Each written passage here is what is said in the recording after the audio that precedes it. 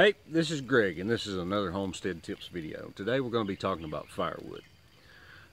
At the time that I'm recording this is the end of May, the 1st of June. Still already had some really hot days, and summertime's rapidly approaching, but I'm already thinking about firewood. It doesn't matter if you use firewood as your primary heat source, or if you're like me, use it as a backup heating source. Firewood is a renewable resource that we really need to take care of. When I was a kid, it was our primary heating source, and we cut firewood every single year. Seemed like we did it in the hottest part of the year, too. And my grandfather had a saying that he said, every time we ever cut firewood, it says, when a man cuts his own wood, it warms him twice. You know what? He was telling the truth. Now, there are some things out there that people don't know about burning firewood. One is that every type of wood actually burns at the same BTU per weight. Now, for those of you who want to argue that point, remember what I said, per weight, not per size. If you take a stick of poplar that weighs approximately 1 pound, it's going to have the same BTU as a stick of hickory that weighs 1 pound.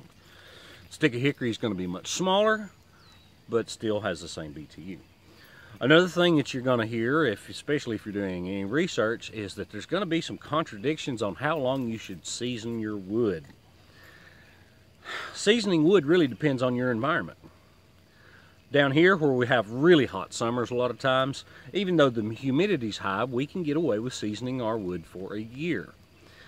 Further north, cooler climates, sometimes, and depending upon humidity, you may have to go 2 years. I have heard some people say even 3. So you've got to take into account that. Now, when you're seasoning your wood, you're wanting to get your moisture level down to about 20% or so, and they actually make a little tool that you can test your firewood's moisture. Now, I've never actually done that.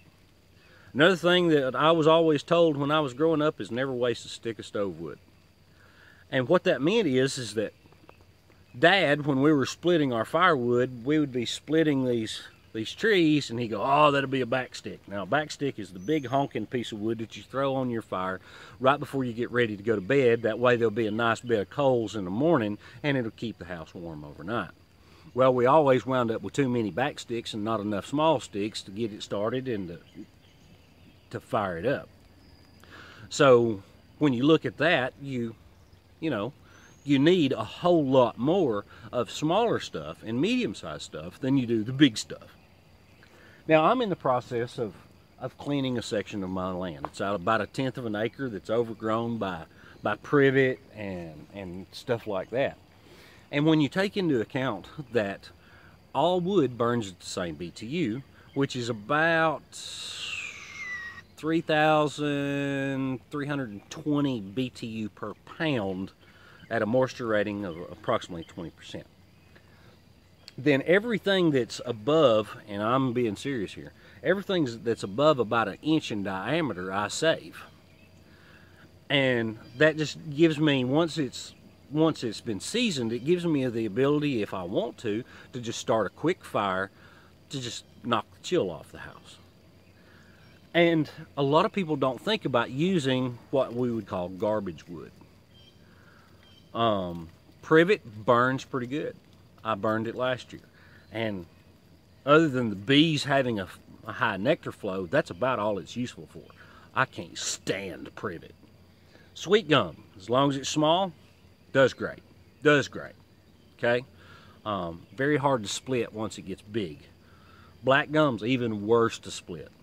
Okay, so when you get trees that are the right size and you can just chop them up and do that, then you're ahead of the game.